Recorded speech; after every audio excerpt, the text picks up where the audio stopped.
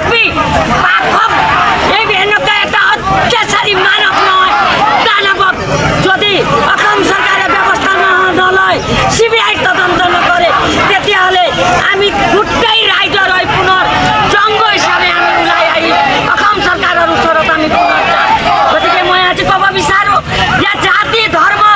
বৰ্ণ নিৰ্বিশেষে আমি ওলাই আহিছোঁ এইটো যে জাতিৰ কথা আপোনালোকে ওলাব যে সকলোৰে এইটো আজি ফাটি গৈছে ছিঙি গৈছে কান্দোনত আমি ভুক্ত চকুৰ শুকাই গৈছে কিন্তু ইয়াত জাতিৰ কথা নাহে গতিকে মই সৰু ল'ৰা দুটাই কি জানে পৃথিৱীৰ এটা কোনো দেখা নাই এতিয়ালৈকে সিহঁতে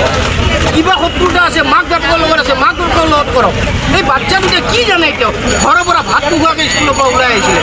আৰু প্ৰশাসনক মই এই অনুৰোধ কৰিব বিচাৰোঁ তেখেতসকলে যিটো আইনৰ মতেদি যি দোষী তেওঁক শাস্তি দিয়াৰ কাৰণে অপ্ৰাণ চেষ্টা কৰক আৰু চাৰ্জশ্বিটবিলাক যিটো সত্য হয় সত্যৰ ভিত্তিত তেখেতসকলে পঠাই দিয়ক মই মহিলা মঞ্চৰ হৈ আহ্বান কৰিব